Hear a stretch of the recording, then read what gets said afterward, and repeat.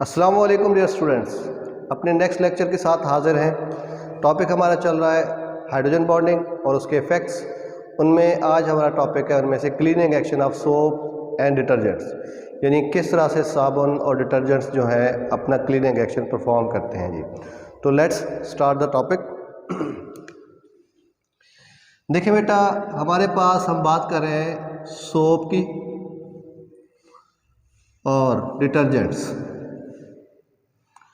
Soaps और detergents की बात कर रहे हैं जी। तो जैसा कि आपको थोड़ा बहुत अंदाज़ा होगा, जो साबुन बनता होता है बेटा, वो किससे बनता है? फैटी एसिड से, यानी चर्बी, उससे बनाया जाता है जी।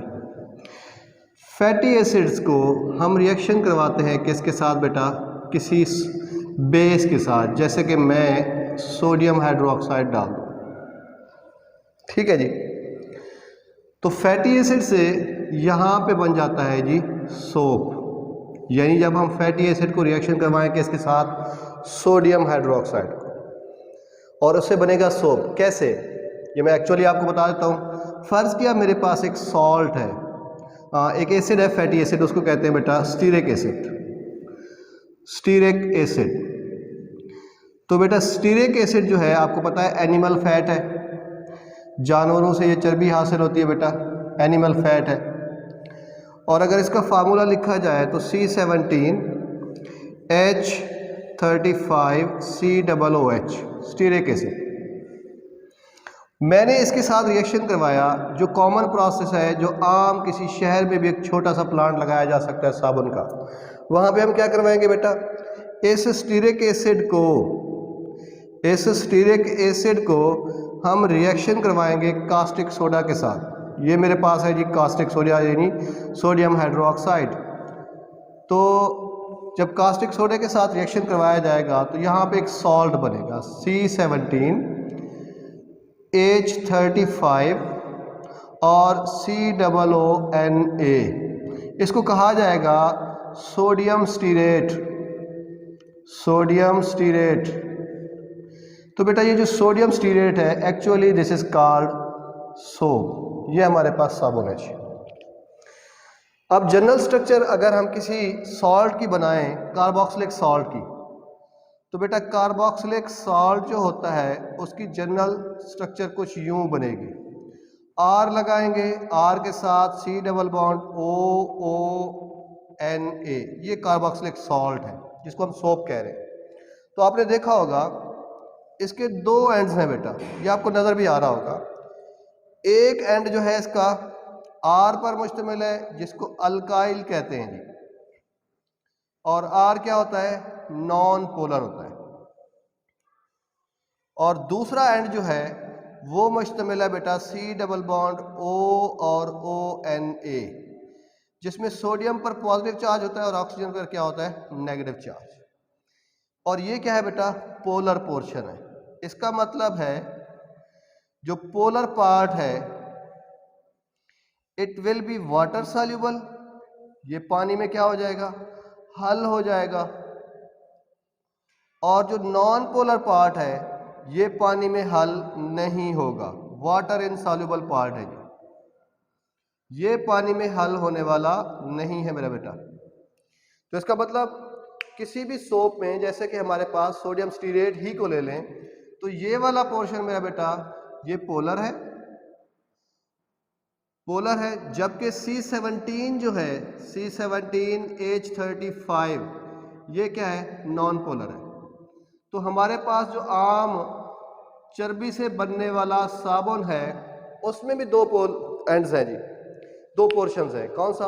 एक नॉन पोलर पार्ट C17 वाला, दूसरा पोलर पार्ट COONA वाला, जिसमें मैंने बताया सोडियम के ऊपर पॉजिटिव चार्ज है और ऑक्सीजन के ऊपर नेगेटिव है। तो पोलैरिटी है यहाँ पे बेटा।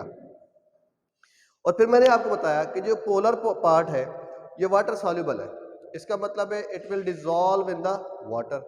फर्ज किया मैं आपको छोटी सी एक मिसाल दूं कि मेरे पास एक ये क्लॉथ है, एक कपड़ा है और इसकी निटिंग हुई है, तो इस कपड़े के ऊपर कोई दाग आ गया है, कोई स्टेन आ गया है, जैसे मैं कहता हूँ कि जो स्टेन ऑयल का है। किसका है जी? ऑयल का। और आपको पता है ऑयल क्या होता है? ये स्टेन पड़ा हुआ है जी इसके ऊपर, ऑयली है, ऑयल है या ग्रीस है, ग्रीस या ऑयल है जी, ठीक है। अब आपको पता है ये दोनों चीज़ें क्या होती हैं? ऑर्गेनिक। ये दोनों चीज़ें क्या होती है बेटा? ऑर्गेनिक होती है। तो अब ये पोर्शन हो गया ऑर्गेनिक, और ऊपर से हमने क्या किया हुआ है, इस कपड़े को अगर किसी टब में रखा हुआ है, वहां पे हमने डेफिनेटली पानी ही लिया होगा और उसमें सर्फ, डिटर्जेंट या सोप ही डाला होगा, जैसे वॉशिंग मशीन में डाल देते हैं जी। तो यहाँ पे हमारे पास सोप है, काट के डाला हुआ है, और प्लस क्या है? वाटर है। अब सोप में जो पोलर पोर्शन है, सोप का जो पोलर पोर्शन है, जो सॉल्ट है, पोलर पार्ट या पोलर पोर्शन, वो क्या हो रहा है? ये पानी में जाके डिजॉल्व हो रहा है। यानी पोलर पोर्शन साबुन का पानी में जाके क्या हो रहा है? डिजॉल्व हो रहा है जी। अब पानी के अंदर सोप का वो हिस्सा हल हुआ जो पोलर था, जिसके ऊपर पॉजिटिव और नेगेटिव चार्ज था, और उसी के अंदर हमने कपड़ा डाल दिया जिसके ऊपर ग्रीस के निशान आते हैं, ऑयल के निशान आते हैं, यानी स्टेन पड़े हुए हैं उसके। अब जैसे ही ये चीज़ जाएगी तो उस सोप के दो हिस्सों में से एक हिस्सा जो नॉन पोलर था, जो क्या था बेटा? नॉन पोलर, अब वो मूव करेगा किस तरफ? स्टेन की तरफ। ठीक हो गया जी। यानी जो non polar part of soap है, non polar part of soap, और मैंने कहा उसको किससे शो किया गया है? आर से। स्टीरिक एसिड में वो किससे शो किया गया है? C17H35 से। और अगर जनरल स्ट्रक्चर ले तो आर से शो किया गया है। ये जो आर है, कार्बन वाला पोर्शन, नॉन पोलर होने की वजह से ये जाके ऑयल के साथ रिएक्शन करेगा, ग्रीस के साथ रिएक्शन करेगा, क्योंकि वो भी ऑर्गेनिक है। और अकॉर्डिंग टू रूल, रूल के मुताबिक,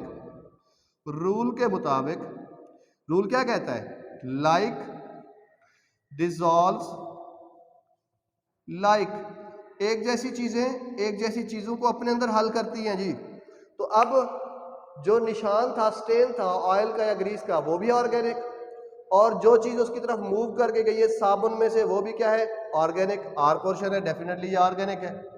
ठीक है बेटा। तो दूसरी बात, ये भी ऑर्गेनिक है। ऑयल या ग्रीस ये भी नॉन पोलर है, ये भी क्या है? नॉन पोलर है। तो नॉन पोलर भी है, दूसरा ऑर्गेनिक भी है।